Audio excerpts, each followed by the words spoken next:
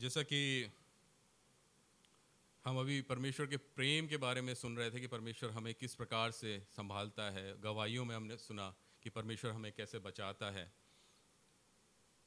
और last Sunday जो हमने वचन सुना था वो था कि किस प्रकार से परमेश्वर ने अपने प्रेम को दर्शाया।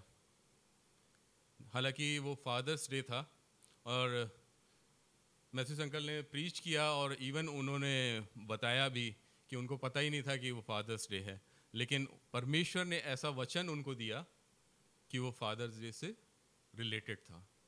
मैं परमेश्वर का धन्यवाद करता हूँ।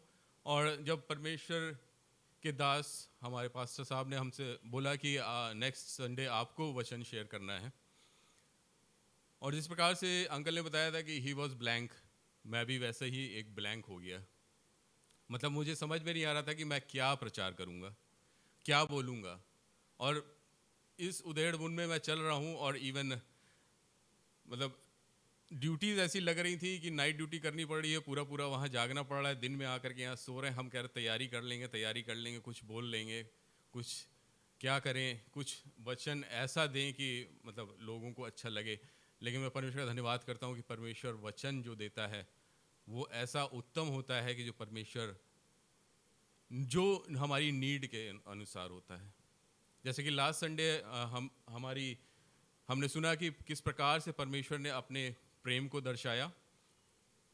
फादर्स डे था और परमेश्वर ने अंकल के मन में डाला कि ये वचन बोलो।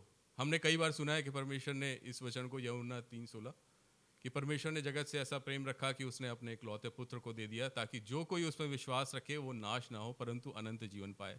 हम शुरू से सुनते चले आ रहे हैं, शुरू से मतलब हमारा बेसिक जो है वो यही है। बाइबल का अगर बेस बोला जाए तो यही है।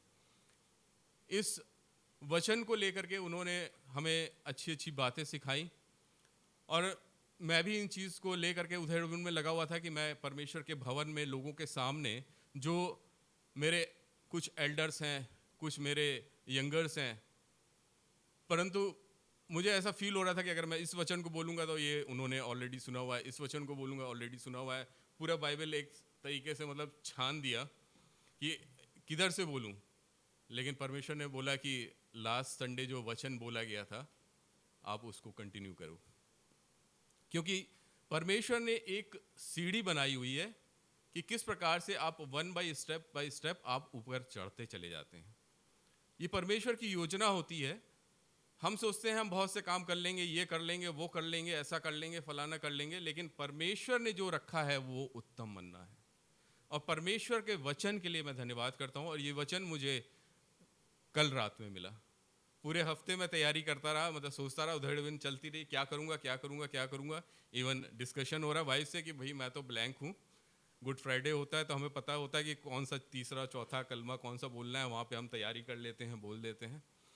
लेकिन जब आप ब्लैंक होते हैं तब परमेश्वर आपको भरता है। जब आप खाली होते हैं परमेश्वर आपको भरता है।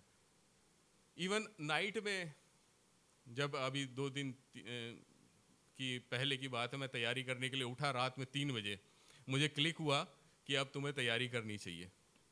मैं अपने बाइबल को उठाकर, अपने सारी चीज़ों को उठा करके चला और सामने के कमरे में जाके बैठा तो मैं देखा मेरा बड़ा बेटा बैठ के फ़ोन पे बात कर रहा है। तो मेरी प्रिपरेशन वहीं पर ख़त्म हो गई। मैंने कहा ये, मैं तो अपनी बाइबल उठा करके आया था कि तैयारी करूँगा। ये देखिए शैतान कैसे मतलब तैयारी को बिगाड़ने की कोशिश कर रहा है। रात में 3 बजे मैं अपनी बाइबल उठा करके और सामने वाले कमरे में जा रहा हूँ कि अब मैं तैयारी करूँगा, और बाइबल मेरे हाथ में है और मैं देख रहा हूँ मेरा बच्चा सामने बैठ के मोबाइल पे बात कर रहा है। और वहाँ पे एकदम से मेरा पारा हाई हुआ, लेकिन परमेश्वर का धन्यवाद करता हूँ बाइबल मेरे हाथ में थी। मैंने कहा शांत हो जाओ। मैंने कहा अभी तुम तैयारी कुछ करने आए थे, तैयारी कुछ और हो जाएगी। मैं शांत हो गया। मैं परमेश्वर का धन्यवाद करता हूँ कि परमेश्वर ने वो शांति अपने वचन के द्वारा मुझे दी है, और वो शांति परमेश्वर ने इस प्रकार से मेरे जीवन में भरी है कि मैं उस बात को कंटिन्यू, हालांकि मैं पापी हूँ, मैं इस बात को मानता हूँ, कई बार मुझसे गलतियाँ होती हैं, इस बात को मैं मानता हूँ, बच्चों पे मैं हाथ उठा दिया करता था, इस बात को मैं मानता हूँ, लेकिन जब से वचन मेरे जीवन में आया, वचन ने मुझे सिखाया कि अपने बच्चों की अपब्रिंगिंग कैसे करनी है, कैसे उनको जीवन में बढ़ाना। हाथ पैर तोड़ना नहीं है, हाथ पैर जोड़ के भी कर सकते हैं, प्यार से भी कर सकते हैं। मैं परमेश्वर का धन्यवाद करता हूँ, इस वचन के द्वारा उसने सिखाया कि कैसे अपने बच्चों की अपब्रिंगिंग करनी है। जब वचन मेरे हाथ में था तो मुझे गुस्सा नहीं आया, मैं अब बिल्कुल शांत हो गया। मैंने कहा शांत हो जाओ, कोई बात नहीं। मैंने एक शब्द भी इसको नहीं बोला। मतलब वहाँ पे मेरी तैयारी ख़त्म हो गई।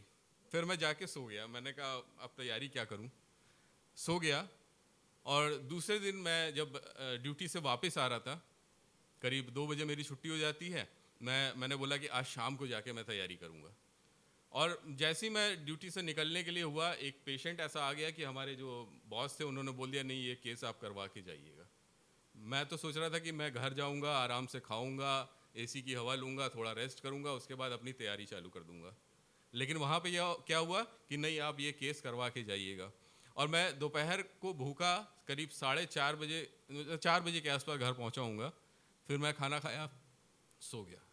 मैंने कहा अब क्या करूं, मेरी प्रिपरेशन तो कुछ हुई नहीं है। और लेटे लेटे मुझे ध्यान आया कि लास्ट संडे क्या प्रचार किया गया था। मैंने उस प्रेम को, जो फादर्स डे का प्रेम था, वो हमने सुना था कि किस प्रकार से परमेश्वर ने अपने पुत्र को हमारे लिए दिया। और उसी बात को मैं आगे कंटिन्यू करना चाहता हूँ कि परमेश्वर ने अपने पुत्र को तो हमारे लिए दे दिया। निष्कलंक मेमला था, उसने कोई पाप नहीं किया था, लेकिन फिर भी उसने सारे आश्चर्य कर्म दिखाए, हर चीज़ें करी। थ्रू बाइबल हमें ये पता है कि परमेश्वर के पुत्र ने क्या क्या किया और उसके अंदर क्या क्या सामर्थ्य थी। और वो सामर्थ्य हमारे जीवन में महसूस भी होती है जब हम चलते हैं फिरते हैं। अभी हमने गवाहियों में सुना कि इस प्रकार से परमेश्वर ने उन आश्चर्य कर्मों को किया। तो वहाँ पे परमेश्वर ने अपने इकलौते पुत्र को तो दे दिया हमारे लिए। क्या वहाँ पे बात खत्म हो गई? नहीं, वहाँ पे बात खत्म नहीं हुई, वहाँ से बात अब कंटिन्यू हो रही है। और उस कंटिन्यूएशन में मैंने परमेश्वर के द्वारा जो मुझे दिया गया है वो मैं आपके सामने देना चाहूँगा। वहाँ पे परमेश्वर ने अपने लव को तो दिखा दिया, लेकिन अब होप ऑफ अ फादर, परमेश्वर की आशा आप लोगों से है, मुझसे है, कि हम अपने जीवन को कैसे और अच्छा बना सकते हैं। वचन से, वचन के सुनने से, क्योंकि वचन खाली सुनने वाला ना बनो, बल्कि उस पर चलने वाले बनो। वचन हमें बताता है कि केवल सुन के यहाँ से न चले जाओ, परंतु उस पर चल के दिखाओ। ताकि अभी भाई ने बोला कि मेरे मन में यही चल रहा था कि हमारे चलने से, हमारे बोलने से, हमारे व्यवहार से पता लगना चाहिए कि हम कौन हैं। और मैं परमेश्वर का धन्यवाद करता हूँ कि हमारे जीवन से पता भी लगता है कि हम कौन हैं। हमारे वर्किंग प्लेस में, हमारे आसपास, हमारे सराउंडिंग्स में लोगों को पता रहता है कि ये कौन लोग हैं। क्योंकि हम जो हलीमी जो हमारे अंदर आती है, जो सहनशीलता हमारे अंदर आती है, वो परमेश्वर के वचन से आती है। जैसा कि बहन ने अभी बोला कि हमें वचन, मतलब अपने मुंह को कंट्रोल में, वचन में लिखा हुआ है कि हमें अपने मुंह को कंट्रोल में रखना है। हम परमेश्वर का धन्यवाद करते हैं कि हमारा पिता इतना अच्छा है कि वो हमें संभालता है और हमें अपने इकलौते पुत्र के द्वारा वो जीवन का रास्ता, मार्ग, सत्य और जीवन उसने दिया है। और एक फादर की, अब उसने अपने प्रेम को दिखाया, परंतु एक फादर की होप अब हमारे ऊपर है, परमेश्वर की आशा। और मैं इस चीज़ को जब लर्न कर रहा था या मतलब पढ़ रहा था, तो मुझे होप की एक डेफिनेशन मिली। वो इस प्रकार से है: hope is a feeling of desire and expectation that things will go well in the future. हमारा परमेश्वर चाहता है कि हमारा फ्यूचर अच्छा हो, हमारी चीज़ें अच्छी हो। जिस प्रकार से एक पिता होने के नाते मैं अपने बेटे को अच्छी से अच्छी चीज़ें दिलाता हूँ, कोशिश करता हूँ कि जो चीज़ें हमने नहीं पहनी वो पहन ले, वो कर ले। मतलब अगर बात करें, अगर छोटी सी बात करें, अगर शूज़ ही भी है, मैंने कभी मतलब 12, 14, 1500, मतलब मेरी एक्सपेक्टेशन रहती है कि इतना होगा तो मेरे लिए बेस्ट है। लेकिन अगर वो कहता है कि मुझे 2500 या 3000 के शूज़ चाहिए, तो मैं उसको दिलाने की कोशिश करता हूँ कि हाँ बेटे को पसंद है, उसको अच्छा लगता है, तो मैं दिला देता हूँ। चलो कोई बात नहीं, एक बार सह लेते हैं, दिला देते हैं। इसी प्रकार से हमारा परमेश्वर है जो हमें उत्तम से उत्तम चीज़ें देना जानता है, देता है, और हमारा जीवन वो गवाही का कारण बनता है कि हमने किस प्रकार से उसके द्वारा उन उत्तम चीज़ों को ग्रहण किया है। परंतु हमारा पिता हमसे चाहता है कि हम उसको कुछ दें, उसके बदले में कुछ दें, क्योंकि विश्वास कर्म के बिना अधूरा है। बार बार हम सुनते हैं विश्वास कर्म के बिना अधूरा है, और हम धन्यवाद करते हैं इस कर्म के लिए जो परमेश्वर हमें तैयार करता है, और वो कर्म कैसा होना चाहिए वो भी हमें बताता है। मेरे साथ निकालेंगे पहला यूहन्ना उसका 4 बाब और 15वीं आयत।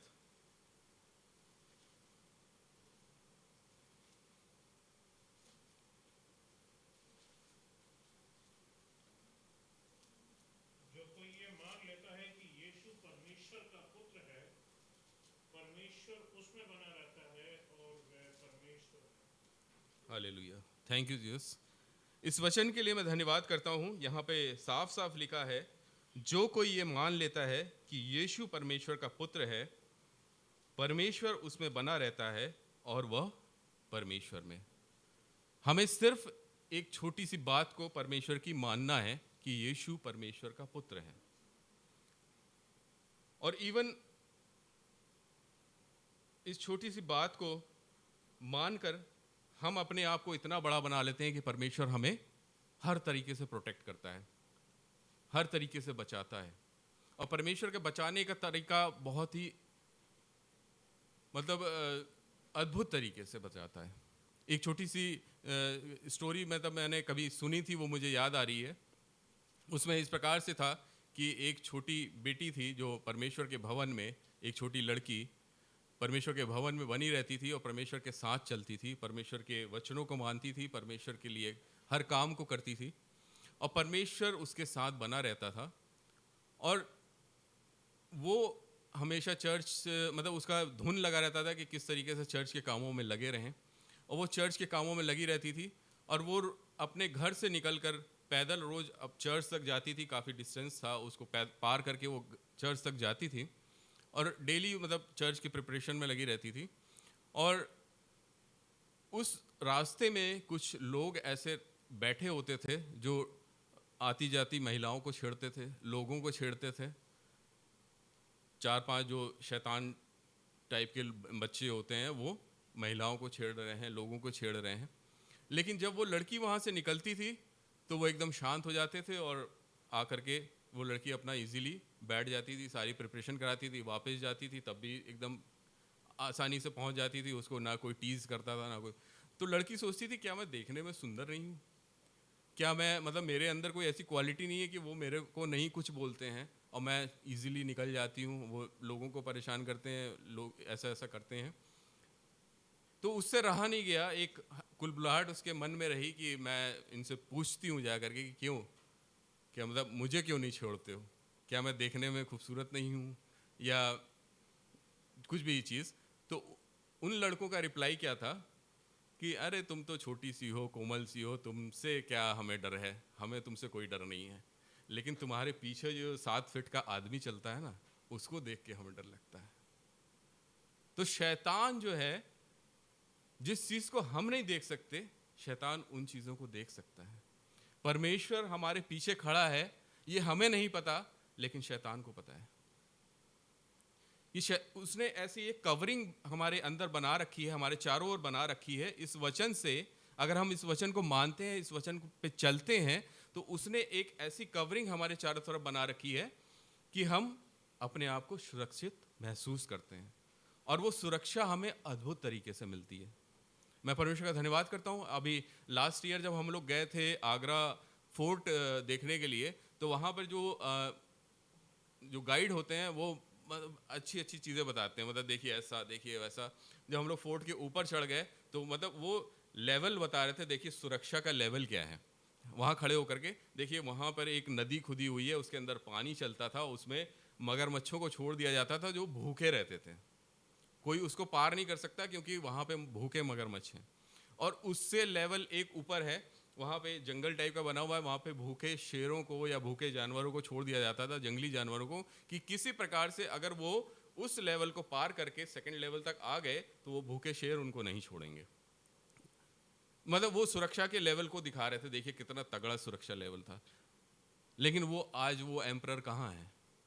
क्या वो जीवित हैं? लेकिन वो नहीं बच सके, क्योंकि मृत्यु, परमेश्वर ने कहा है कि जिसके पास जीवन है वो मृत्यु उसके पास आएगी। आपके पास परेशानियां आएंगी, आपके पास तकलीफ आएंगे, आपके पास हर चीज़ आएगा, लेकिन हमारा परमेश्वर इतना अद्भुत काम करने वाला परमेश्वर है कि वो मृत्यु से भी हमें बचा सकता है। और ये गवाहियाँ मेरे जीवन में हैं। मैं इस प्रकार से मतलब यहाँ पे नहीं खड़ा हूँ, परमेश्वर ने मुझे यहाँ पे इसलिए खड़ा किया है क्योंकि उसने मुझे मृत्यु से बचाया है, आपको मृत्यु से बचाया है। आप लोग चूजन वन हैं, और मैं परमेश्वर का धन्यवाद करता हूँ कि परमेश्वर ने अपने वचन से हमें भरा है ताकि हम उस वचन को क्लेम कर सकें। और कोरोना में हमने देखा है कि वचन को क्लेम करके हम आगे बढ़े हैं। परमेश्वर ने हमें बचाया है, हमें सुरक्षित रखा है, लेकिन उसकी आशा हमारे साथ है। जैसे हम अपने बच्चों के साथ आशा रखते हैं कि वो अच्छी चीज़ों को ग्रहण करेगा, बुरी चीज़ों को त्याग देगा, इसी प्रकार से हमारा परमेश्वर भी हमसे आशा रखता है कि हम अच्छी चीज़ों को ग्रहण करें और बुरी चीज़ों को अपने जीवन से निकाल दें, ताकि हम उस जो परमेश्वर हमें एक अच्छा जीवन, एक दीर्घायु जीवन देना चाहता है वो। क्योंकि मुझे याद है कि जब मैं जवानी के दिनों में था तो हमारे फ्रेंड्स लोग थे जो अदर रिलीजन से भी थे और हमारे रिलीजन से भी थे। तो एक मेरा फ्रेंड था, उसका नाम भी अविनाश था, मेरा नाम भी अविनाश था, मैं गवाही में बता चुका हूँ। परंतु वो मतलब मेरी एज में, जब मैं टीन एज में था, वो ड्रिंक भी करता था, सब कुछ करता था। लेकिन मैं परमेश्वर का धन्यवाद करता हूँ कि परमेश्वर ने मुझे संभाला और मुझे हर एक प्रकार से एक अच्छा जीवन दिया।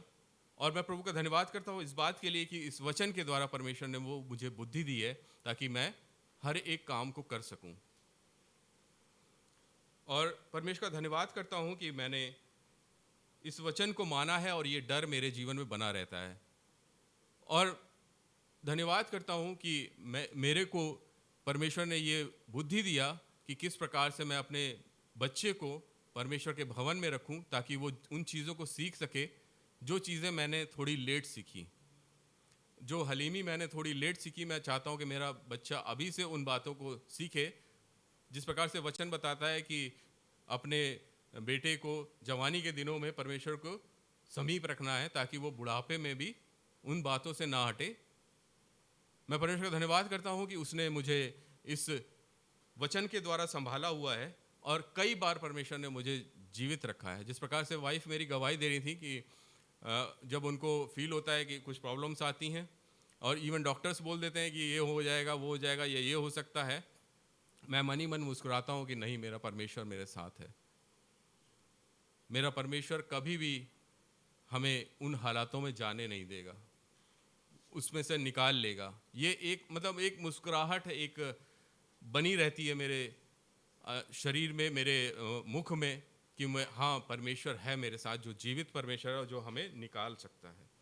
और परमेश्वर ने अपने इकलौते पुत्र के द्वारा ये हमें करके दिखाया कि उसने मृत्यु को भी सह लिया और मृत्यु को भी मात दे दी और तीसरे दिन वो मुर्दों में से जी उठा। और हमारा परमेश्वर जीवित परमेश्वर है। और हम लोग जब अपने चर्च में हर साल क्रिसमस मनाते हैं, नेटिविटी प्ले करते हैं, तो हमारे लिए एक वचन बोला जाता है। और शुरुआत में जब नेटिविटी का प्ले होता है तो वो एक वचन बोला जाता है। वो वचन शायद सबको पता है और वो इस प्रकार से है, यशायाह 9 और उसकी 6 में लिखा हुआ है। यशायाह 9 और उसकी 6 निकालेंगे और उसको पढ़ेंगे।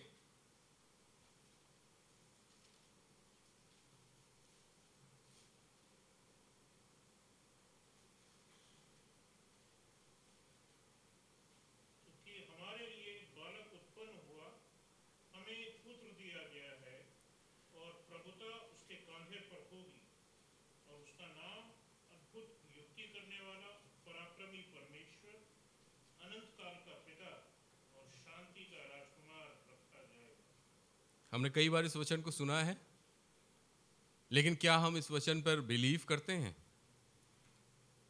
हर बार मतलब मोस्ट ऑफ द टाइम मेरे ख्याल से जब हम लोग का प्ले होता है तो शायद इन्हीं की आवाज़ में सुना है, और आज भी इन्होंने ही पढ़ के बताया है इस बात को। मेरे दिमाग में ये बात चल रही थी कि ये वचन जब भी हम प्ले शुरू करते हैं तो हमारे जीवन में ये वचन बोला जाता है, हम लोग आते हैं सुनते, क्योंकि हमारे लिए एक बालक उत्पन्न हुआ, हमें एक पुत्र दिया गया है, और प्रभुता उसके कांधे पर होगी, उसका नाम अद्भुत युक्ति करने वाला। अद्भुत युक्तियाँ कैसे होती हैं? छोटी छोटी युक्तियाँ हमारे जीवन में होती रहती हैं, और वो युक्तियाँ इस प्रकार से हैं। एक छोटी सी युक्ति मैं आपको अभी बता रहा हूँ कि जब हम अपने जीवन में कुछ कमाते हैं, अर्निंग्स करते हैं, तो हमारी सोच ये होती है कि वो अर्निंग्स हमारे लिए बनी रहें और वो अर्निंग्स कहीं गलत जगह पे ना जाने पाए। जैसा कि पिछली दिनों में गवाही में हमने बताया कि किस प्रकार से प्रभु अद्भुत युक्तियाँ करता है। हम लोग जब लास्ट शिमला घूमने गए थे, वहाँ पे युक्ति हमारे साथ हुई, और किस प्रकार से परमेश्वर ने मुझे बुद्धि दिया, वहाँ पे मैं करने पाया, और किस प्रकार से एक सेविंग होने पाई अद्भुत तरीके से, मतलब जो मैं सोच भी नहीं सकता। मैं परमेश्वर का धन्यवाद करता हूँ। वहाँ पे हम लोग जब घूमने गए थे, तो जब हम लोग वहाँ पे गए तो एक राफ्टिंग वाला एरिया था जहाँ पे हमें राफ्टिंग करनी थी जा करके, और उसने ऐसी चीज़ बताई, बोला कि आपको 1500 रुपीज़ पर पर्सन देना पड़ेगा। और मैं कैलकुलेट करने लगा कि अगर 4 लोग हैं तो 6000 हो जाएगा। फिर कहने लगा कि इसमें जीएसटी लगेगा तो 1500 रुपये और देने पड़ेंगे। मैंने कहा ये तो 7.5 हो जाएगा। अभी तो मैं 6 कैलकुलेट कर रहा था, अब ये 7,500 रुपये की बात कर रहा है, और मेरा मुंह उतर गया। और मैंने कहा इतना ज़्यादा खर्चा। मैं परमेश्वर मनी मन चलने लगा कि परमेश्वर ये कैसे। और मैं ये सोच रहा हूँ कि वहाँ पे 7,500 रुपये दे करके हम सिर्फ एक नाव में बैठेंगे, यहाँ से वहाँ तक जाएंगे, मेरे दिमाग में ये चल रहा है। और मैं परमेश्वर का धन्यवाद करता हूँ कि वहाँ पे परमेश्वर ने मुझे बुद्धि दिया, और मैं बैठा रहा। मुझसे कहने लगे भैया जल्दी बताओ क्या करना है, जाना है नहीं जाना है। और मेरे उधेड़-बुन चल रही है, मैं क्या करूँ। तो उससे पहले हम लोगों ने एक हॉर्स राइडिंग करी थी, वहाँ पे उसने 500 रुपीज़ पर पर्सन लिया था। तो मैंने उससे ऐसे कैलकुलेट किया, मैंने कहा भैया मेरा बजट तो 2,000 रुपये का है। वो कह रहा क्या बात कर रहे हो, 7,500 और 2,000। मैंने कहा भाई मेरा बजट तो इतना ही अलाउ कर रहा है, इससे ज़्यादा मैं नहीं कर पाऊँगा। और वहाँ पे परमेश्वर मेरे साथ था। मुझे पता था कि मैं अगर अपना पैसा परमेश्वर के भवन में, जो परमेश्वर ने मुझे दिया है कि टाइथ देना है, और मैं टाइथ दे रहा हूँ, जब से इस भवन में आया हूँ टाइथ दे रहा हूँ, तो मेरे दिमाग में ये चलता रहता है कि मेरा पैसा जो है गलत हाथों में नहीं जाने पाएगा। और मैं परमेश्वर का धन्यवाद करता हूँ कि वहाँ पे परमेश्वर ने जो मुझे बुद्धि दिया उस प्रकार से मैं बोल दिया, कहाँ 7,500 और कहाँ 2,000 रुपये में। वो कह रहा भैया क्या बात कर रहे हो आप। मैंने कहा भैया नहीं, मैं तो इतना ही दे पाऊँगा।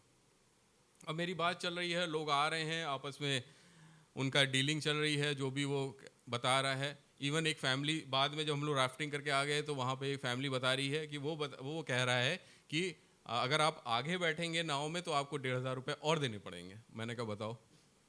मैंने कहा 7,500 रुपये तो वो ले ही रहा है, और कह रहा अगर नाव में आगे बैठेंगे तो आपको 1,500 रुपये और देने पड़ेंगे। लेकिन मैं परमेश्वर का धन्यवाद करता हूँ कि परमेश्वर ने वहाँ पर मुझे बुद्धि दिया, और किस प्रकार से परमेश्वर ने मेरी उस जो हमारी मेहनत की कमाई होती है ना, वो गलत हाथों में नहीं जाने दिया। फिर वो हमारे पीछे पीछे आता रहा, पर मुझसे बोलता रहा कि आपको क्या आप कितना दे सकते हो, ये वो पीछे लगा रहा। और बातचीत हमारी चलती रही, और मैं बोलता रहा कि नहीं मेरी ये तो यही है, ये लास्ट है, इससे ज़्यादा मैं नहीं दे सकता। और ये वो चलता रहा। और एक बार को तो बच्चों का भी मुंह उतर गया कि नहीं हम नहीं जा पाएंगे लग रहा है, और पापा तो जो है अड़ गए कि नहीं इतने में जाएंगे। वो कह रहा 7,500 और ये कह रहे नहीं 2,000। तो मैं परमेश्वर का धन्यवाद करता हूँ कि वहाँ पे ये बात चलती रही, लेकिन फाइनली वो तैयार हो गया। और मैंने उससे बोला कि मुझसे बोला कि आप फाइनल कितना दे सकते हैं। मैंने कहा भैया मैं ज़्यादा से ज़्यादा अगर 500 कैलकुलेट कर रहा हूँ, मैं ज़्यादा से ज़्यादा 28 दे सकता हूँ। तो बोला 28 तो नहीं, हम 4,000 में कर देंगे। वहाँ बात चल रही है। और एक बार को तो वाइफ भी बोली नहीं मुझे राफ्टिंग नहीं करनी, मुझे डर लगता है, ये लगता है, चलो। मैंने भी कहा चलो। जब हम लोग वहाँ से जाने लगे तो बोला नहीं आप फाइनल डील बताइए। मैंने कहा फाइनल डील। मैंने कहा भैया मैंने बता दिया, इससे ज़्यादा नहीं जा पाऊँगा। 28 बोला तो अच्छा कह रहा 3.5 दे दीजिए। मैंने कहा नहीं। फाइनली हमारी डील हुई कि 3,000 में। तो मतलब ये आप देख रहे हैं कि कैसे मतलब एक नई जगह पे हम गए हैं, वहाँ पे हमें नहीं पता, एक ब्लैंक है, लेकिन परमेश्वर वहाँ पे बुद्धि दे रहा है कि आपको कैसे कैसे डील करना है, कैसे बात करनी है। और बाद में जब हम लोग राफ्टिंग वगैरह करके आ गए तो वाइफ से डिस्कशन हो रहा है कि कहाँ 7,500 रुपये मांग रहा था और कहाँ हम 3,000 में उस चीज़ को करके आ गए। मतलब इस बात का मैं परमेश्वर का धन्यवाद करता हूँ कि किस प्रकार से परमेश्वर अद्भुत तरीके से हमें बुद्धि देता है, हमारी चीज़ों को बचा लेता है, हमारे उस फाइनेंस को बचा लेता है और अद्भुत तरीके से वो काम करता है। छोटी छोटी गवाहियाँ हैं मेरे जीवन में, बहुत मतलब सुनने में बड़ा हंसी आता है, लेकिन मैं परमेश्वर का धन्यवाद करता हूँ। जिस प्रकार से अभी मैंने बोला कि मैं इसको शूज़ दिला दूंगा, चाहे वो जितना महंगा बोले, क्योंकि एक पिता होने के नाते मैं ये सोचता हूँ कि अच्छी से अच्छी उत्तम चीज़ें मैं इसे दे दूँ ताकि ये मतलब खुश रहे। और मेरी एक्सपेक्टेशन ये रहती है कि आगे जाकर ये मेरा ख्याल रखेगा, मुझे सुरक्षित रखेगा। और इसी प्रकार से हमारा परमेश्वर जब हमारे लिए वचन को देता है तो उसकी भी कुछ एक्सपेक्टेशन हमसे रहती हैं कि हमारा बालक, हमारा बेटा, हमारी बेटी, मैं उसके लिए तो कर रहा हूँ लेकिन वो मेरे लिए भी तो करें। खाली यहाँ पर आकर के फिनिश ना हो जाए कि बस इतना हो गया कि परमेश्वर ने एकलौते पुत्र को दे दिया और बात फिनिश हो गई। हम जब तकलीफ में होते हैं तो हम उनका नाम पुकारते हैं, हमें चंगाई मिल जाती है और फिर हम भूल जाते हैं।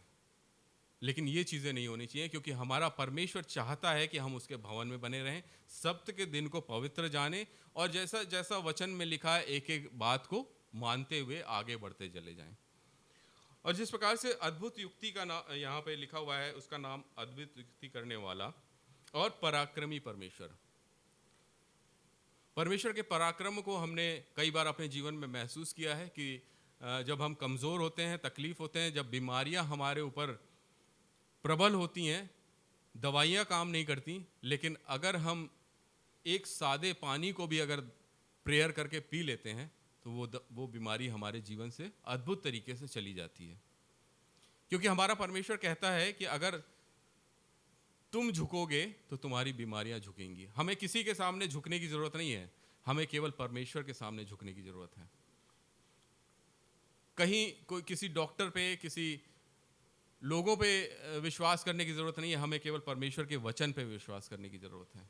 अगर हम अपने बदन को तोड़ते हैं और अगर झुकते हैं तो हमारे साथ साथ हमारी बीमारियां भी झुक जाती हैं और वो हमें छोड़ के चली जाती हैं। मैंने कई बार अपने जीवन में महसूस किया है, जब मैं कमज़ोर होता हूँ और मैं घुटनों में प्रार्थना कर लेता हूँ कि वो तो मुझे महसूस आता है कि मैं इस अद्भुत तरीके से उस बातों से निकाल लिया गया हूँ जिसमें मैं फंसने को जा रहा था, जहाँ पे शैतान एक फंदा बना रहा था। लेकिन जब मैं एक बार परमेश्वर के सामने झुक गया तो परमेश्वर ने मुझे अद्भुत तरीके से बचा लिया। बहुत सी गवाहियाँ हैं मेरे जीवन में और मैं शेयर अगर करने को चलूँ तो शायद बहुत टाइम हो जाए, लेकिन मैं परमेश्वर का धन्यवाद करता हूँ कि परमेश्वर ने हर प्रकार से मुझे संभाला है और आगे बढ़ाता चला गया है और मुझे मौका दिया है ताकि मैं अपना मुंह खोल करके आपके सामने परमेश्वर की चीज़ों को बता सकूं, परमेश्वर को धन्यवाद कर सकूं। और इसमें आगे लिखा हुआ है अनंत काल का पिता और शांति का राजकुमार। और शांति, कई बार हमारी सिचुएशन ऐसी होती है कि जो हमें शांति बाहर नहीं मिलती है, लेकिन चर्च में आने के बाद वो शांति हमें मिल जाती है। कई बार मतलब जब जॉब में जाते हैं, परेशानियां हमें चारों तरफ से घिरी रहती हैं, लेकिन मन नहीं करता है कि हम चर्च आएँ, लेकिन मैं हर तरीके से कोशिश करता हूँ कि नहीं, मुझे चर्च जाना है। और चर्च आने से पहले मुझे ऐसा फील होता है कि नहीं, बहुत मतलब तकलीफ़ में हूँ, परेशानी में हूँ, लेकिन जब यहाँ आता हूँ और विश्वासी लोगों के साथ जब संगति करता हूँ तो मुझे वो शांति जो परमेश्वर ने हमें यहाँ पे लिख के दी है कि शांति का राजकुमार, वो शांति हमारे जीवन में आ जाती है। ये चीज़ पर्सनली मैंने फील करी है और ये चीज़ शायद आप लोगों ने फील करी होगी कि जब आप चर्च के लिए निकलते हैं, कई बारी ऐसी सिचुएशन आ जाती है कि नहीं, हम नहीं जा सकते, जैसा कि बीमारियों से, तकलीफ़ों से, परेशानियों से, लेकिन हमारा परमेश्वर हमें इस वचन से सामर्थ देता है और जब हम इस चर्च में आ जाते हैं तो हमारी वो चीज़ें हमारे जीवन से ऐसे गायब होती हैं अद्भुत तरीके से कि हमें पता ही नहीं चलता कि वो कहाँ चली गई।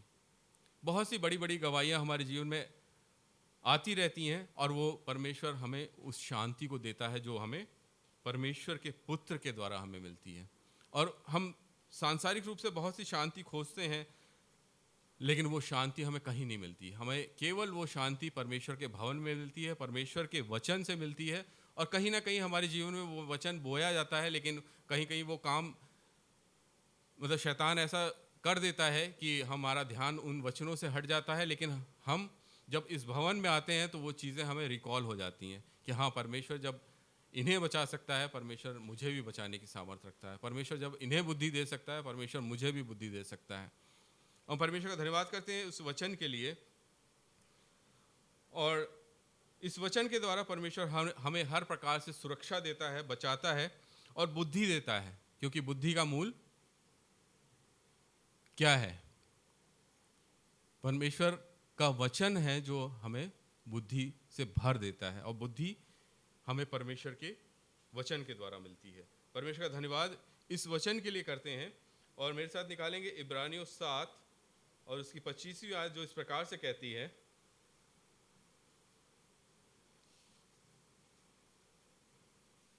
इसलिए जो उसके द्वारा परमेश्वर के पास आते हैं वो उनका पूरा पूरा उद्धार कर सकता है, क्योंकि वो उनके लिए विनती करने को सर्वदा जीवित है। इसलिए जो उसके द्वारा परमेश्वर के पास आते हैं, किसके द्वारा? प्रभु यीशु के द्वारा। यहाँ पे वचन में साफ साफ लिखा हुआ है, इसलिए जो उसके द्वारा परमेश्वर के पास आते हैं वह उनका पूरा पूरा उद्धार कर सकता है, क्योंकि वह उनके लिए विनती करने को सर्वदा जीवित है। हमारा परमेश्वर सर्वदा जीवित है। परमेश्वर ने हमें बोला है कि एक अच्छा जीवन हम किस प्रकार से ग्रहण कर सकते हैं? एक वचन पे चलने के द्वारा, वचन को सुनने के द्वारा और वचन के मानने के द्वारा। और हमारा परमेश्वर हमारा पूरा पूरा उद्धार कर सकता है। जिस प्रकार से वचन हमें बताता है कि जब हम अपने आप को पूरा बदला हुआ महसूस करते हैं, क्योंकि जब हम इस भवन में आते हैं तो हमारी पुरानी कमजोरी, हमारी पुरानी तकलीफ सब हमारे जीवन से दूर हो जाती है और एक नया जीवन हमें मिलता है। हमारा परमेश्वर हमें एक नया जीवन दे देता है। जिस प्रकार से गवाही में हमने सुना कि किस प्रकार से भाई के लिए अपनी बहन परेशान थी उन अपने बेटे के लिए, लेकिन किस प्रकार से अद्भुत तरीके से परमेश्वर ने उनके जीवन में काम किया और किस प्रकार से उनको उस गड्ढे में से निकाला और किस प्रकार से परमेश्वर के भवन में रोपा। हम प्रभु का धन्यवाद करते हैं कि जब हम परमेश्वर के पुत्र पर विश्वास कर लेते हैं, केवल एक छोटा सा राई के दाने के, परमेश्वर ने अपने लोगों से क्या मांगा है? केवल सिर्फ एक छोटी सी राई के दाने के बराबर विश्वास। आप लोगों को कितना विश्वास की मतलब सोच सकते हैं आपकी कि राई के दाने का वजन कितना होगा? आपके शरीर से हजारों गुना कम होगा। लेकिन परमेश्वर कहता है कि अगर आपके जीवन में एक राई के दाने के बराबर भी विश्वास है तो आप अगर पर्वत से भी बोलेंगे तो वो अपनी जगह से टल जाएगा। और ये हम लोग फिजिकली सोचते हैं। मैं जब छोटा था और इस वचन को सुनता था, मैं सोचता था कि क्या प्रभु मेरे कहने से ये जो इतने बड़े बड़े पहाड़ हैं वो हट जाएंगे? मतलब मेरे अंदर इतना विश्वास है क्या? लेकिन वो पर्वत हमें जब हम लाइफ में मतलब बचपन में मैं सोचता था उन चीज़ों को, लेकिन वो पर्वत क्या होते हैं? बड़ी बड़े हर्डल्स होते हैं हमारे जीवन में। जैसे जैसे हम आगे बढ़ते हैं अपने जीवन में बढ़ते हैं, शादी होती है, बच्चे होते हैं और आगे बढ़ते हैं लाइफ में, जॉब करते हैं, किस प्रकार से लोग हमें गिराने की कोशिश करते हैं, किस प्रकार से लोग हमें दबाने की कोशिश करते हैं। लेकिन हमारा परमेश्वर अद्भुत युक्ति करने वाला परमेश्वर है, हर प्रकार से हमें संभालता है। और हमारे जीवन में, हम सबके जीवन में ये गवाही है कि किस प्रकार से अद्भुत तरीके से प्रभु हमें बचाता है और हर प्रकार से प्रभु हमारे लिए उद्धार का कारण ठहरता है। केवल एक छोटा सा विश्वास, एक छोटा सा वचन हमें उद्धार दिला सकता है। जिस प्रकार से हमने वचन में सुना है कि जब प्रभु के पुत्र को क्रूस पर चढ़ाया गया था तो एक दोनों तरफ उसके डाकू भी चढ़ाए गए थे, लेकिन एक तो उसको कोस रहा था कि क्या तू अपने आप को नहीं बचा सकता, हमें नहीं बचा सकता। लेकिन दूसरे डाकू ने क्या बोला था?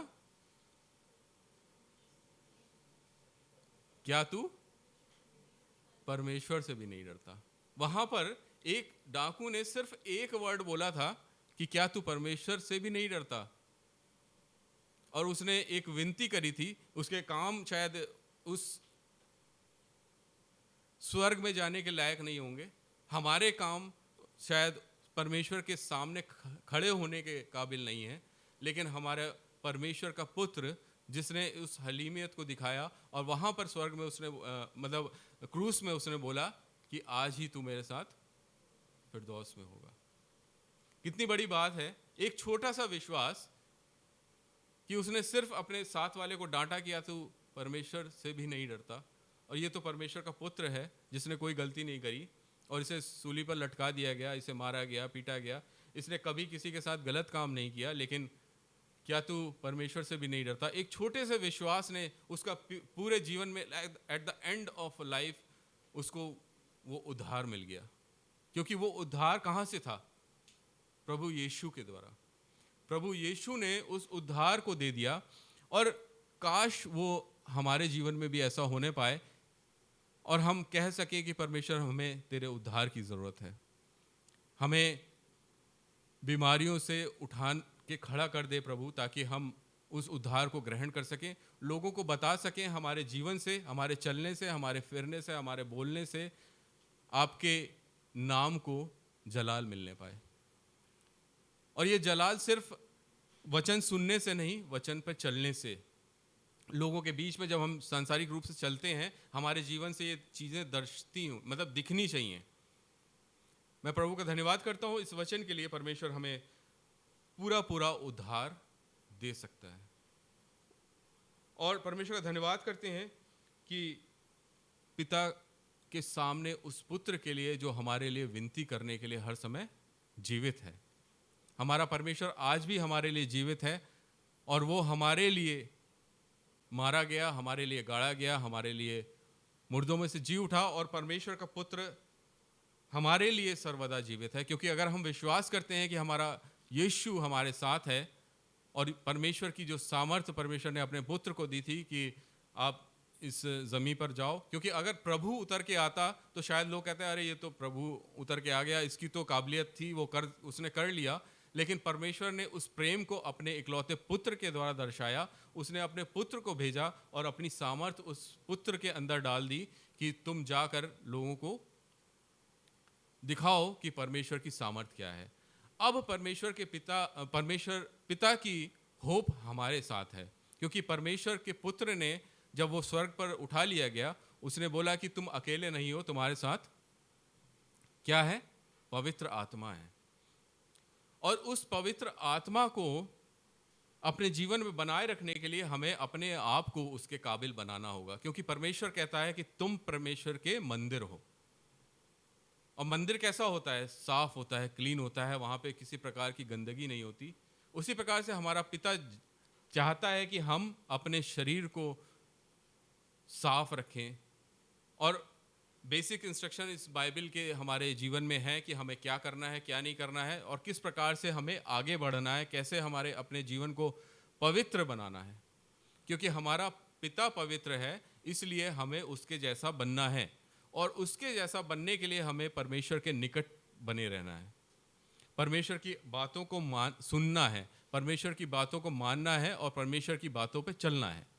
जिस प्रकार से एक पुत्र ने अपनी पिता की आज्ञा को माना, और उसने सांसारिक रूप से चल के भी दिखाया, और उसने लोगों के बीच में रहा, और सारी चीज़ों को उसने करके भी दिखा दिया कि उसने मुर्दों को जिंदा कर दिया, बीमारों को चंगा कर दिया, और अद्भुत अद्भुत काम उसने करके दिखाए, अंधों को आंखें दे दी। लेकिन फिर भी जो सांसारिक रूप से जो परमेश्वर को ग्रहण नहीं कर पाए, और उन्होंने सोचा कि ये हमारी जो चीज़ें हैं, जो सांसारिक रूप से हमारी जो एम्परर लोग से, उन्होंने कहा कि अगर जीवित रहा तो ये हमारी गद्दी को खतरे में डाल सकता है, तो हम इसको ख़त्म कर देंगे। तो दो तरीके के लोग हैं, जो परमेश्वर पर विश्वास करते हैं और जो परमेश्वर पर नहीं विश्वास करते हैं। और परमेश्वर के वचन के द्वारा हमें पता है कि अगर हमने परमेश्वर के पुत्र पर विश्वास कर दिया तो हमने परमेश्वर पर विश्वास कर लिया। और इस वचन के द्वारा परमेश्वर ने हमें बता दिया है कि उसने किस प्रकार से अद्भुत तरीके से अपने इकलौते पुत्र को हमारे पास भेजा, और कैसे उसने हमारे जीवन में काम किए। और जब हम इस पुत्र को पर विश्वास कर लेते हैं जो परमेश्वर ने अपने प्रेम को हमारे लिए दर्शाया, अगर हम उस विश्वास कर लेते हैं कि परमेश्वर का पुत्र हमारे साथ है, तो हमें किसी प्रकार की हानि नहीं होने पाएगी। और एक छोटी सी गवाही जो मैंने अभी दिया कि फाइनेंशियल नुकसान जो मेरा हो सकता था, किस प्रकार से परमेश्वर ने उस फाइनेंशियल नुकसान में जाने से मुझे बचा लिया। इसी प्रकार से छोटी छोटी गवाहियाँ हैं, जब हम परमेश्वर के निकट आते हैं हमारी तकलीफ़ें हमसे दूर होती जाती हैं। लेकिन जहाँ हम परमेश्वर से दूर होते हैं, हमारी परेशानियाँ हमारे पास आती हैं। अब आपको इन चीज़ों को अपने जीवन में लाना है कि आपको किसके निकट रहना है। आपको परमेश्वर के समीप आना है या परेशानियों के समीप जाना है। परमेश्वर अपने वचन के द्वारा हमें थामता है, हमें बताता है, हर एक चीज़ इसमें लिखी हुई है। आपको कैसे बिहेव करना है, कैसे चलना है, कैसे बोलना है। वचन बताता है कि अपने जीव को कैसे कंट्रोल में रखना है। बहुत बारी ऐसा बोला जाता है कि आप बहुत कुछ बोलते नहीं हैं, शांत रहते हैं, लेकिन वचन बताता है कि अपनी जीभ को कंट्रोल में रखना है। बहुत सी बातें हम बोल सकते हैं, बहुत सी बातें कह सकते हैं, लेकिन जब हम बोलते हैं, हमारे बोलने से एक चिड़चिड़ाहट, मतलब जो हमारे शरीर में गुस्सा होता है वो दर्शाता है। कई बार ऐसा होता था कि जब हम छोटे होते थे, जो और पापा हमारे जब ड्यूटी से आते थे, जो उनकी फ्रस्ट्रेशन वहाँ की होती थी, वो घर में आकर उन चीज़ों को निकालते थे। हम सोचते थे काश ये घर ही ना आए, ये वहीं रहें, ज़्यादा अच्छा है। मतलब फीलिंग ऐसी आती थी कि ये अपना ड्यूटी टाइम में ही रहें, वहीं पर रहें। लेकिन मैं परमेश्वर का धन्यवाद करता हूँ कि परमेश्वर ने उस वचन को दिया है ताकि हम अपने आप को हलीम बना सकें। कई बारी मैं आता हूँ घर पे, लेकिन मेरे साथ भी कई चीज़ें, घटनाएं हो चुकी होती थी, और चलता है कि, और सबसे कमज़ोर हम अपने आप में, मतलब जो हमारे सामने सबसे कमज़ोर होता है, कौन होता है? हमारे बच्चे। हम अपना सारा फ्रस्ट्रेशन आके उसी के ऊपर उतार देते हैं। मतलब कायदे से उसको कूट दिया और अपना गुस्सा शांत कर लिया, लेकिन हमने क्या किया? अपना फ्रस्ट्रेशन उसके अंदर डाल दिया, अपने गुस्सा अपने बच्चों के ऊपर डाल दिया। हमारा मतलब अपने से तगड़े इंसान से हम नहीं लड़ सकते। अगर हमसे कोई मजबूत है, हम उससे ऊपर गुस्सा नहीं दिखा सकते, लेकिन एक जो कमज़ोर है, जो बच्चा, उस पर हम आकर के अपना सारा गुस्सा उतार देते हैं, और वहाँ पे हम अपने आप को हल्का कर लेते हैं। लेकिन एक ट्रांसफॉर्मेशन हमने कर दिया। अपना गुस्सा तो हमने शांत कर लिया, लेकिन हमने वो गुस्सा अपने बच्चे को दे दिया। लेकिन हमें उस गुस्से को अपने बच्चे को नहीं देना है। हमें क्या देना है? परमेश्वर के प्रेम को, परमेश्वर के वचन को। जिस प्रकार से मैंने गवाही दी कि कैसे मैं तैयारी करने के लिए अपने बाइबल को लेकर के तैयार हो करके जा रहा था, और मेरे हाथ में बाइबल और मैं सामने देख रहा हूँ, और वहाँ पर परमेश्वर ने उस हलीमी को दिया और मुझे बुद्धि दी कि नहीं, तुम शांत रहो। उसी प्रकार से परमेश्वर हमसे चाहता है कि उस वचन को, क्योंकि बेसिक चीज़ें तो हम अपने घर से ही शुरुआत करते हैं। अपने जो हम सीख रहे हैं, जो हम कर रहे हैं, वही हमारे बच्चे रिफ्लेक्ट करते हैं, वही चीज़ें हमारे बच्चे करते हैं। मतलब छोटी छोटी गवाहियाँ हमारे जीवन में हैं कि जब फादर हमारे मतलब यंग थे, आज फादर नहीं है इसलिए मैं बोल रहा हूँ, शायद सामने होते तो नहीं बोल पाता। लाइव चल रहा है, लेकिन शायद लाइव नहीं देख रहे होंगे। मैं परमेश्वर का धन्यवाद करता हूँ। और एक उनकी आदत थी, जब मैं यंग था, शायद अपने बेटे की उम्र का होऊंगा या से छोटा होऊंगा, एक छोटी सी आदत थी उनकी कि वो अब्यूज़ करते थे, मतलब गाली दे करके बात करते थे। तो कहीं ना कहीं वो मेरे जीवन में आ गई, और उस गाली को मैंने घोल लिया, वो वर्ड मेरे भी मुख से निकलने लगा। एक टीचर थे जो मुझे पढ़ाने आते थे, और हैंडीकैप्ड थे, 3 व्हीलर में बैठ के आते थे। हम रेलवे कॉलोनी में रहते थे, और थोड़ा सा स्लाइड कर, मतलब जो रास्ता था, जो मेन रास्ता था, उससे नीचे हमारा घर था। तो वो आ तो जाते थे, लेकिन जाते समय उनको सहारे की ज़रूरत पड़ती थी, और मैं पीछे से ढकेलता था उनको, उनकी व्हील चेयर को, ताकि वो मेन रास्ते तक आ सकें। और उन्होंने पता नहीं कैसे मेरे फादर से एक दिन कंप्लेन कर दी कि आपका बेटा बड़ा बदतमीज़ है, वो मुझे टाइम विश नहीं करता है जब मैं आता हूँ या जाता हूँ। और मुझे बड़ा गुस्सा आया। मैंने कहा कि मैं जब ये जाते हैं, मैं इनकी व्हील चेयर को ढकेल के मेन रोड तक लेके जाता हूँ। मैं छोटा हूँ, लेकिन मैं पूरी तरीके से पूरी दम लगा करके उनकी व्हील चेयर को ढकेलता हूँ, और मेन रोड तक ले जाके उनको छोड़ देता हूँ, और फिर वो चले जाते हैं, मैं उनको बाय भी कर देता हूँ। और उन्होंने कंप्लेन कर दी कि आपका बेटा बड़ा बदतमीज़ है, वो मुझे टाइम विश नहीं करता। मेरे मुँह से अनायास वो गाली निकली, और मैंने बोल दिया कि उस इंसान को मैं रोज धक्का देकर ऊपर ले जाता हूँ, इतनी मेहनत करता हूँ, वो आपसे ये कंप्लेन कर रहा है। पापा ने उस मेहनत को नहीं देखा कि मैं व्हीलचेयर को लेके ढकेलता हूँ, पापा ने उस गाली को सुन लिया कि ये इसने गाली दी है, और उस पापा ने मुझे कायदे से मुझे धुलाई कर दी कि इसने गाली कैसे देती मेरे सामने। और वो पहला दिन था जब उन्होंने उस बात को रियलाइज़ किया कि मैं गाली देता हूँ और इस बच्चे ने इस गाली को सीख लिया और ये गाली दे रहा है अपने टीचर को, और उन्होंने उस गाली को बोलना घर में छोड़ दिया। मैं प्रभु का धन्यवाद करता हूँ, इस तरीके से परमेश्वर हमें बचाता है। ये छोटी छोटी गवाहियाँ हैं जो परमेश्वर हमारे जीवन में रखता है, और जब वचन में चलते हैं, वचन के द्वारा सीखते हैं, जब हम इन बातों को करेंगे तो हमारे बच्चे भी उन चीज़ों को सीखेंगे। और उन सीख से, और इवन हम मतलब बहुत सी चीज़ों को हम देखते हैं, कई बारी हम कमज़ोर हो जाते हैं तो हमारे बच्चे हमें बताते हैं कि नहीं वचन में ऐसा लिखा है। कई बारी अगर मैं हस्बैंड हूँ, मैं कमज़ोर हो गया तो हमारी वाइफ को पता है कि वचन में ऐसा लिखा है, वो हमें थाम लेती है। कई बारी वाइफ अगर गिर रही है तो हम वचन से उसको थाम लेते हैं। इसी प्रकार से हमारा परमेश्वर चाहता है कि हम एक दूसरे की ठोकर का कारण ना बने, परंतु एक दूसरे की उन्नति का कारण बने। जब हम इन सब चीज़ों को सीखते हैं तो सांसारिक रूप से जब हम जीवन में चलते हैं, हम चाहते हैं कि सब बराबर होकर चलें। जैसा कि आजकल सबकी क्या नारा, उन्नति, सबका साथ सबका विकास। तो हमारा परमेश्वर भी यही चाहता है कि सबका साथ और सबका विकास। मतलब कहीं ना कहीं मतलब वचन उनके जीवन में भी काम कर रहा है। मैं परमेश्वर का धन्यवाद करता हूं कि वो चाहता है कि हम सब साथ में रहें और एक दूसरे का विकास करें, और उस विकास को हम अपने वचन के द्वारा करें, सांसारिक रूप से नहीं। आप विकास को किस तरीके से लेते हैं? मतलब आपके पास पैसा हो, गाड़ी हो, आपके कपड़े अच्छे हो? नहीं, परमेश्वर आप चाहता है कि आपका मन अच्छा हो,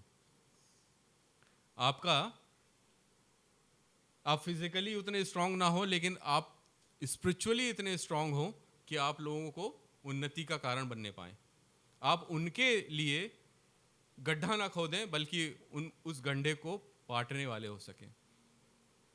और परमेश्वर हमें हर प्रकार से हलीम बताता है। और मैंने एक जगह पढ़ा था कि अगर लोग तुम्हारे लिए गड्ढे खोदते हैं तो कोई बात नहीं, गड्ढे खोदने दो, तुम उसमें पेड़ लगाओ और उसमें फल उगने दो और उसका आनंद लो। तो ये वचन के द्वारा हमें ये बुद्धि मिलती है कि अगर कोई हमारे लिए गड्ढा खोद रहा है तो ठीक है भैया, तुमने मेहनत कर दी, गड्ढा खोद दिया, अब हम उसमें पेड़ लगाएंगे और वो पेड़ बढ़ेगा, फलवंत होगा, और हम उस फल का मजा लेंगे। और उस फल का मजा हम किस प्रकार से लेंगे? वचन के द्वारा, क्योंकि वचन हमें थाम लेगा और उस गड्ढे में गिरने नहीं देगा। और वचन से ही हमें वो ताकत और शक्ति मिलती है जिसके द्वारा हम उन फलों को एंजॉय करने पाते हैं। एक से एक रसीले फल हम लोग अभी शिमला गए, वहाँ पे हमने देखा कि पहाड़ में मतलब क्या क्या चीज़ें, मतलब उत्तम चीज़ें हैं। परमेश्वर ने क्या क्या मतलब चीज़ें बनाई हैं, वो फल जो हमने देखे नहीं हैं, वो रसीले फल हमने देखे। और परमेश्वर की अद्भुत चीज़ों को हमने इस प्रकार से देखा। जिस रिवर में हम लोग राफ्टिंग करने गए थे, ऊपर टेम्परेचर 45 का, मतलब गर्मी, जैसा कि बहन बता रही थी गर्मी, हमने भी उस गर्मी को झेला। लेकिन जिस नदी में हम लोग राफ्टिंग कर रहे थे उसका पानी इतना कोल्ड था कि आप 5 मिनट आप उसके अंदर खड़े नहीं हो सकते, क्योंकि वो नदी जो पहाड़ों से आ रही है, ग्लेशियर का पानी। और वहाँ पे मतलब मैंने मतलब उस चीज़ को देखा कि लोगों ने किस तरीके से एक डंडे को गाड़ रखा है और उसके अंदर बोतलों को भर दिया है, कोल्ड ड्रिंक की, पानी की, सब चीज़ें, और वो बोरे में ऐसी छोड़ दी हैं। और जब हम उसमें से ठंडी मतलब जो नेचुरल फ्रीजिंग हो रही है, और जब हम उससे मांग रहे हैं कि भैया पानी पीने को चाहिए, तो वो रस्सी से खींच रहा है उस बोरे को और उस बोरे में से खोल के दे रहा है। लो, मतलब एक नेचुरल, जो हम लोग अपने हज़ारों रुपए खर्च करते हैं और फ्रीज़र और एसी और ये चीज़ें लगाते हैं, वहाँ पे ये नेचुरल चीज़ें हमने देखने को मिली कि किस प्रकार से उसने एक नदी में बोरे को छोड़ दिया, वो पानी को इतना ठंडा कर दे रहा है कि हम उसको पी भी नहीं पा रहे हैं। ये नेचुरल चीज़ें हैं। और हम लोग क्या करते हैं, जो मैन मेड थिंग्स हैं उस पे लगे रहते हैं। हमारा जीवन उस पे ज़्यादा फोकस रहता है कि जो हमने मतलब पैसा जो हमने अपने हाथों से बनाया, हमारा सारा ध्यान वहाँ पे रहता है कि हम पैसे को बचा लें, लेकिन नहीं बचा सकते क्योंकि पैसा हमारे हाथ में रुकता ही नहीं है। लेकिन हमारा परमेश्वर कहता है कि अपना धन कहाँ संचय करना है? स्वर्ग में, जहाँ पे ना कीड़ा लगता है और ना कोई चोरी कर सकता है। यहाँ पे तो लोग चोरी भी कर सकते हैं। कि किस प्रकार से मैंने बताया कि अगला इंसान आपको लूटने के लिए तैयार बैठा हुआ है, कि जिस आपने इतनी मेहनत से पैसे को कमाया है, लेकिन वो चाहता है कि मुझे फ्रीली ये चीज़ें मिल जाएं। लेकिन हमारा परमेश्वर हमें अद्भुत तरीके से बचाता है, अद्भुत युक्तियाँ करता है, और परमेश्वर हमें हर प्रकार से संभालने की सामर्थ्य रखता है। बातें छोटी लग सकती हैं, लेकिन आपके जीवन में जब वो काम करती हैं, आपकी जीवन में जब आप दवाइयाँ लेते हैं, आपको लगता है कि मेरा पैसा बर्बाद जा रहा है, मेरा पैसा इधर जा रहा है। लेकिन अगर आप विश्वास से एक पानी का गिलास भी अगर प्रेयर करके पी लेते हैं, वो आपके लिए दवाई का काम कर जाती है, क्योंकि परमेश्वर ने हमारे शरीर को रचा है। उसने अद्भुत अद्भुत चीज़ें बनाई हैं। और मैं देखता हूँ एज ए मेडिकल पर्सन, मैंने देखा है कि ऐसे मतलब अद्भुत चीज़ें हमारे शरीर में होती रहती हैं। हमारा रेस्पिरेटरी सिस्टम, हमारा डाइजेस्टिव सिस्टम, हमारा हार्ट, किस अद्भुत तरीके से प्रभु ने रचा है। और जब प्रभु ने रचा है तो उसको वो संभालना भी जानता है, उसको वो ठीक करना भी जानता है। हमारी आशाएं होती है डॉक्टर के ऊपर, लेकिन डॉक्टर भी जब थक जाता है ना, तो यही कहता है कि अब तो ऊपर वाले के हाथ में है, वही बचा सकता है, हम कुछ नहीं कर सकते। इसलिए हमारी होप हमेशा प्रभु के ऊपर बनी रहनी चाहिए। हमारा विश्वास जो राई के दाने के बराबर है, वो हमारे अंदर बना रहना चाहिए। और वो बना रहना चाहिए, इसलिए हमें अपने आप को चर्च में बना के रखने की ज़रूरत है। क्योंकि कहीं ना कहीं जब हम सांसारिक रूप से चलते हैं, इतनी परेशानियां, इतनी तकलीफ हैं, इतनी चीज़ें हैं, इतने हर्डल्स हैं जो हमें इस वचन से अलग कर देते हैं, और हमें पता ही नहीं लगता। जैसा कि मैंने अपने गवाही में बताया कि मैं वचन की तैयारी नहीं कर पा रहा था, क्योंकि मेरी नाइट ड्यूटी लगी थी। और मैं नाइट ड्यूटी, इतनी तगड़ी नाइट ड्यूटी कि 12 घंटे हमको सोने नहीं दिया जाता। आप सोच सकते हैं कि मैं यहाँ से 7 बजे जाता हूँ और सुबह जब 8 बजे आता हूँ तो मेरी आंखें ऐसे, मतलब ऐसा लगता है कि किसी ने मेरी आंखों में मिर्च डाल रखी है। 2-2, 3-3 बार वहाँ पे लोग आते हैं, देखते हैं कि आप सो रहे हैं कि जग रहे हैं। अब हम कुर्सी पे बैठे रहते हैं पूरी रात 12 घंटे, और मैं ये सोच रहा हूँ कि नाइट ड्यूटी कर लूँगा तो चलो दूसरे दिन जाकर दिन में तैयारी कर लूँगा। लेकिन मुझे घर आ रहा हूँ और नाश्ता करने के बाद मेरी ये सिचुएशन हो रही है कि अब मुझे बेड चाहिए, अब मुझे सोना है। और मैं जब सो रहा हूँ तो ऐसी नींद लग रही है कि मैं शाम को सीधे 4 या 5 बजे उठ रहा हूँ। अब मैं तैयारी कब करूँगा? लेकिन परमेश्वर का धन्यवाद करता हूँ कि बहुत से वचन, बहुत सी गवाहियाँ जो मैंने यहाँ पे सुनी है, वो मेरे दिमाग में चलती रहती हैं, वो मेरे अंदर बसी हुई हैं। क्योंकि परमेश्वर के भवन आने से उत्तम उत्तम चीज़ें, उत्तम उत्तम मतलब जो हमारे लिए परमेश्वर ने भोजन, जो हमारे आत्मिक भोजन, जो हमारी आत्मा को मजबूत बनाता है, वो कहीं ना कहीं हमारे जीवन में दे रखा है। और उससे हमें सामर्थ्य मिलती जाती है और हम आगे बढ़ते चले जाते हैं, इस हर्डल को पार करते चले जाते हैं। आज मैं सोचता हूँ कि आज मेरा जीवन अगर 45 साल का है तो मुझे बहुत सी चीज़ें देखने को मिली होंगी, बहुत सी परेशानियाँ देखने को मिली होंगी। अगर मैं 45 साल का हूँ तो आधा जीवन तो मेरा अंधेरे में चला गया। आधे 12 घंटे नाइट से हैं और 12 घंटे दिन, अगर आप उस हिसाब से कैलकुलेट करें तो आधा जीवन तो मेरा अंधेरे में था, और आधा जीवन जो मेरा उजाले में था, उसमें भी मैंने बहुत सा समय अपने अर्निंग्स में निकाल दिया, बहुत सी चीज़ें अपनी चीज़ों में निकाल दिया। समय हमारा किस प्रकार से शैतान ने बांट दिया है कि हमें मतलब चर्च तक आने का मौका नहीं मिलता। और मेरे अंदर ये रहता है कि नहीं, किसी प्रकार से प्रभु मुझे चर्च में संडे को तो जाने को मिल जाए। और मेरी ये आशा थी कि मैं चर्च में रहूं, और उस आशा के द्वारा मैं चर्च में बना रहता हूं। मेरी ड्यूटी लगती है, आज भी मुझे ड्यूटी में जाना है यहाँ से जाने के बाद। लेकिन मैं परमेश्वर का धन्यवाद करता हूँ, मेरे साथ के जो लोग हैं, जो नॉन बिलीवर्स हैं, उन्होंने मेरे से बोला कि संडे को आप चर्च जाते हैं, इसलिए ऐसा करता हूँ, मैं इवनिंग कर लूँगा, आप मॉर्निंग कर, मतलब आप मॉर्निंग में वहाँ चले जाइए, मैं संभाल लूँगा। कहीं ना कहीं परमेश्वर ने मतलब ऐसी योजना बना रखी है। जब मैं इस आशा को परमेश्वर के, मेरी होप, परमेश्वर मुझसे आशा करता है, मैं परमेश्वर से आशा करता हूँ, और मेरी आशा परमेश्वर से ये रहती है किसी प्रकार से मैं परमेश्वर के भवन में बना रहूँ। और एक नॉन बिलीवर जो लोग हैं वहाँ पे, वो कहते हैं कि आप सुबह चर्च जाते हैं, इसलिए हम टाइम को ऐसा डिवाइड कर लेते हैं कि आप चर्च चले जाइए और दोपहर में आके ड्यूटी कर लीजिएगा। तो ये चीज़ें कैसे होने पाती, ये अद्भुत युक्ति कैसे होती है? परमेश्वर उनके मनों में डालता है। उन्हें कोई मतलब नहीं है कि अगर मैं चर्च आ रहा हूँ, नहीं आ रहा हूँ, यहाँ पे बैठ रहा हूँ, यहाँ पे वचन सुन रहा हूँ, लेकिन परमेश्वर उनके दिमाग में ये चीज़ें डालता है, क्योंकि हमारा परमेश्वर इतना महान परमेश्वर है कि वो राजाओं के मनों को नालियों की तरह मोड़ देता है। वो मुझसे कह रहे हैं कि आप चर्च चले जाइएगा, और वहाँ पे आप, हमें पता है, इसलिए मैं परमेश्वर का धन्यवाद करता हूँ कि वो अद्भुत युक्ति करने वाला परमेश्वर है, सामर्थी परमेश्वर है। हम उस सामर्थ को महसूस नहीं कर पाते, लेकिन वो परमेश्वर हमारे पीछे खड़ा रहता है और हमें सामर्थ देता रहता है।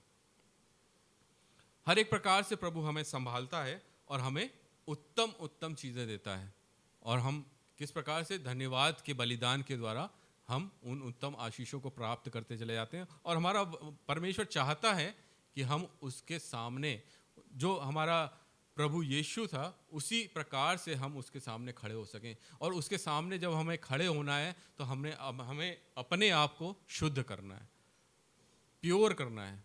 वो प्योरिटी हमें इस वचन के द्वारा मिलती है, और इस वचन से हम अपने आप को प्योर बनाते हैं। और लास्ट में एक वचन जो मुझे मिला है वो है कुलुस्सियों 1 उसकी 12 और 14 आयत पढ़ेंगे।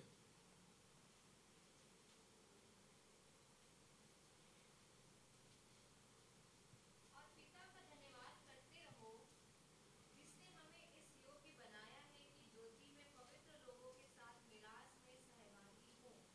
उसी ने हमें अंधकार के वश से छुड़ाकर अपने प्रिय पुत्र के राज्य में प्रवेश कराया है, जिसमें हमें छुटकारा अर्थात पापों की क्षमा प्राप्त होती है।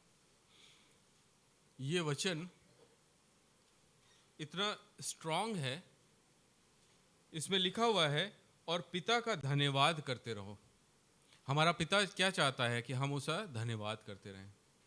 हमसे उसकी एक्सपेक्टेशन कुछ नहीं है, क्योंकि हम परमेश्वर के, जिस पिता ने अपने इकलौते पुत्र को हमें दे दिया और हमारे लिए वो मर गया, और उसके बदन और उसके लहू को आज भी हम रिसीव करते हैं, ग्रहण करते हैं, और उसके द्वारा उस सामर्थ्य को प्राप्त करते हैं। और हमारा पिता हमसे क्या चाहता है? सिर्फ धन्यवाद, क्योंकि हमारे पास कोई ऐसी काबिलियत है ही नहीं। हम सोचते हैं कि हम अपने पैसे से, हम अपने शरीर से, हर प्रकार से मतलब प्रभु की सेवा कर सकें, लेकिन हमारा पिता कहता है कि हमें सिर्फ एक धन्यवाद अगर आपने कह दिया तो मतलब हमें कुछ करने की ज़रूरत नहीं है। अगर आपने धन्यवाद कह दिया, आप अपने घुटनों पे आ गए, तो वो सारी तकलीफ़ें, वो सारी परेशानियाँ, वो सारी चीज़ें आपके जीवन से इस अद्भुत युक्ति के द्वारा निकलने पाएंगी। सिर्फ आपको धन्यवाद करना है। और मैं प्रभु का धन्यवाद करता हूँ कि हम जब यहाँ पर खड़े होते हैं, हमारे मुंह से धन्यवाद धन्यवाद धन्यवाद निकलता है। इवन हमारा जो मसीही जीवन है, मैं सोचता हूँ कि सारे लोग जो यहाँ पे बैठे हैं, उनके मुख से हमेशा धन्यवाद ही निकलता है। और जब मैं माइक में खड़े होते हैं, जो मतलब सुनते हैं, तो धन्यवाद धन्यवाद, जो भी बोलता है धन्यवाद, क्योंकि यहाँ पे वचन में लिखा हुआ है पिता का धन्यवाद करते रहो। ये हमने वचन से सीखा है, हमें कहीं से मिला नहीं है, लेकिन वचन ने हमें बोला है, और पिता का धन्यवाद करो जिसने हमें इस योग्य बनाया है कि ज्योति में पवित्र लोगों के साथ मीरास में सहभागी हो सके। परमेश्वर हमारे चाहता है कि हम अच्छी अच्छी चीज़ों को ग्रहण करें, सांसारिक रूप से भी, और जब यहाँ से विदा होकर परमेश्वर के समीप जाएं, उस अनंत जीवन को प्राप्त कर सकें जो परमेश्वर का पुत्र के द्वारा हमें मिलती है। और उसी ने हमें अंधकार के वश से छुड़ाकर अपने प्रिय पुत्र के राज्य में प्रवेश कराया है, जिससे हमें छुटकारा अर्थात पापों की क्षमा प्राप्ति होती है। और इस क्षमा प्राप्ति से परमेश्वर हमें और उत्तम बनाता चला जाता है। हमें क्या करना है? सिर्फ परमेश्वर के समीप बने रहना है, उसके वचन को ग्रहण करना है और उस वचन पर चलना है, क्योंकि जब हम चलेंगे तो हम चीज़ों को सीखेंगे, और जब हम चीज़ों को सीखेंगे, हम उस चीज़ों को अपने बच्चों में, अपने लोगों में, अपने परिवार में देने पाएंगे, क्योंकि बेसिक चीज़ें हमारे परिवार से ही लोग सीखते हैं, परिवार के द्वारा ही सीखते हैं। वचन में ये चीज़ भी लिखी हुई है कि हमारा जो स्टार्टिंग जो सीखने का जो बच्चों का होता है वो अपने परिवार से ही शुरुआत होता है, अपने माता पिता से सीखता है। और हम चाहें कि हम दूसरों को बदल दें लेकिन अपने परिवार को ना बदल पाएं, क्या ऐसा हो सकता है? लेकिन हमारा पिता चाहता है कि हम तो उत्तम बने ही बने और लोगों के लिए भी उत्तम बनते जाएं, ताकि हमारे जीवन से वो सीख सकें और जान सकें कि किस प्रकार से ये अद्भुत युक्ति करने वाले परमेश्वर को मानने वाले लोग हैं, और हम धन्यवाद के द्वारा उस छुटकारे को प्राप्त कर सकें जो हमारे पापों से, क्योंकि दिन ब दिन हमारे से पाप होते जाते हैं, अनजाने में पाप हो जाते हैं, लेकिन वो परमेश्वर हमें छुटकारा देने में सामर्थ्य है। और अपने इकलौते पुत्र के द्वारा अगर हमने इस वचन को मान लिया कि उस पुत्र के द्वारा हमें छुटकारा मिल सकता है, एक छोटा सा राई के दाने के बराबर विश्वास भी हमारे जीवन में रह गया, तो हमें कहीं ना कहीं मुक्ति मिल सकती है और कहीं ना कहीं हमें छुटकारा मिल सकता है, और उस पापों से हम अपने आप को बचा सकते हैं। परमेश्वर आप सबको आशीष दे। Praise the Lord.